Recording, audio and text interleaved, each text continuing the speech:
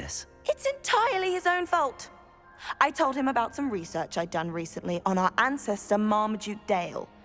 In particular, my discovery that Marmaduke's tomb was cursed. My brother's always making fun of my discoveries. This time, he laughed in my face. Told me I'd misinterpreted my findings. As if that were possible. And to prove his point, he went right up to the entrance of the tomb and poof! His feet transfigured into beets. How awful. I can see why you're upset. He definitely needs some help. Exactly. He may be a cape flapper, but he's still my brother. And no one deserves such a fate to last forever, especially as the result of a single brainless mistake. Now I worry that if the curse isn't reversed, it could become permanent. Can't the curse be broken? Possibly. The curse stems from a crest that was stolen from Marmaduke. If the crest were returned to its rightful place upon his sarcophagus, then I believe that William's feet may be restored. You battled trolls when they attacked Hogsmeade, escaped a dragon, and I could tell by your work and charms that you're a skilled spellcaster. Returning a crest to a sarcophagus should be almost effortless for you. So, will you help us?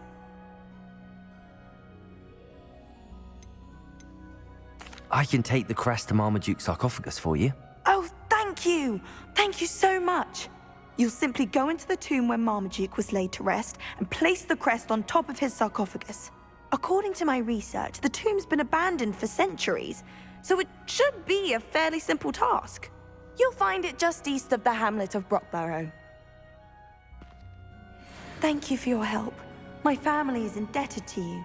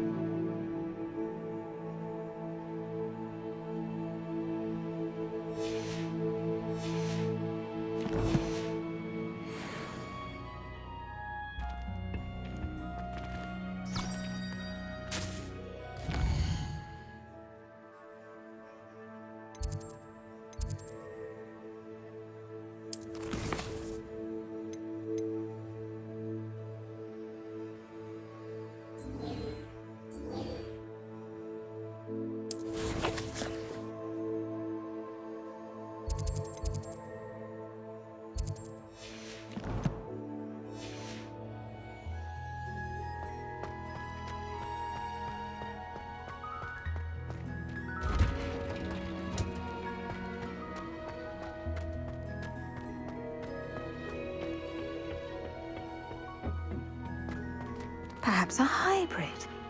Bouncing tentacular. I've finished the activities you assigned me, Professor Garlick. Wonderful! I hope you gained a greater appreciation for the flora in our lives.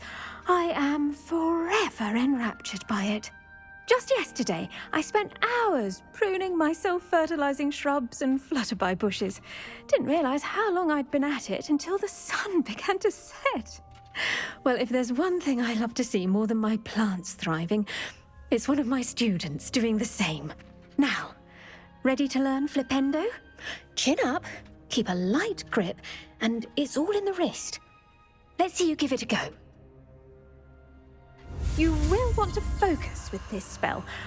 Nothing as mortifying as knocking back a colleague when all you wanted to do was move a few pots.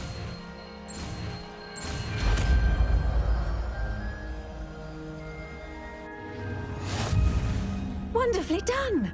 If you'd like to practice a bit more, you're welcome to do so here in the greenhouse. Just mind the plants, please.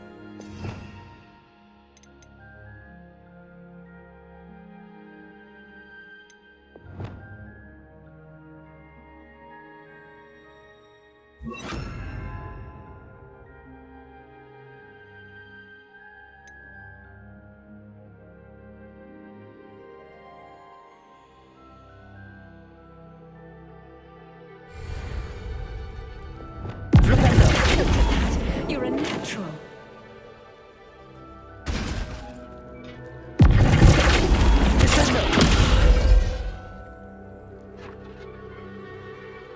Incendio!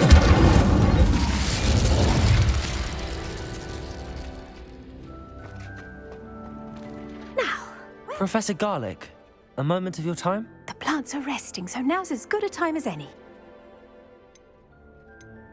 I was wondering, what made you want to teach herbology? How lovely of you to ask. I've always had an affinity for greenery, so this situation is a bit of a dream come true. After graduation, I was thrilled to be asked to step in for my old herbology professor. He'd had a slight accident, you see. Oh dear. A shame for him, but it worked out well for you.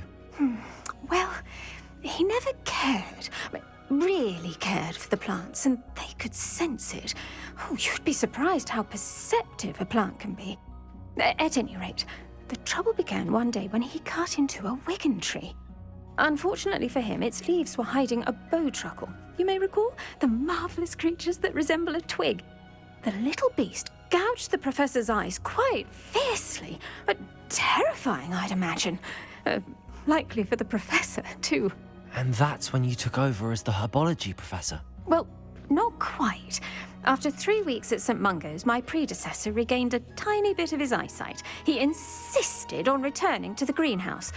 Within a week, he claims by accident, kicked a Chinese chomping cabbage, so it was back to St. Mungo's for him. A fair bit of bad luck there, I'd say. Well, I felt awful for him, but I dare say I felt a bit more sympathy for the cabbage. Upon his discharge from the hospital, his indifference to plants had turned to utter disdain. He lost what little patience he had left with a particularly temperamental venomous tentacula and, well, his resulting leave of absence continues to this day. I'm glad everything worked out as it did and that you're the herbology professor now. Very kind of you to say. I do love these gardens and helping my students grow. Lovely speaking with you. Have a wonderful day. Oh, and remember, be kind to your wigan trees.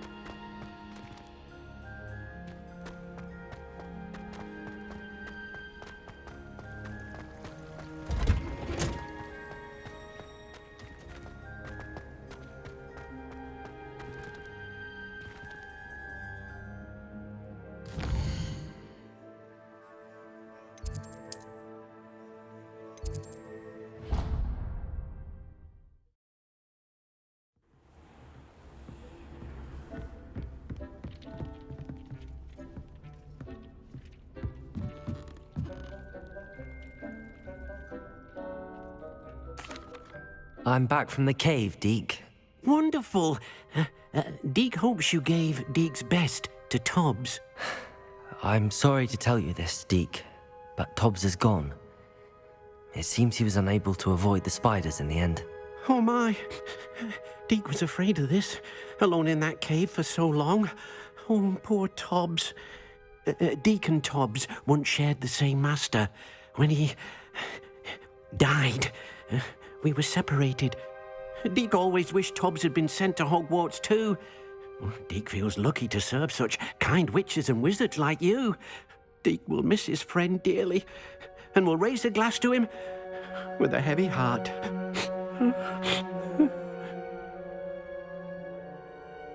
I'm truly sorry about your friend, Deke. Thank you.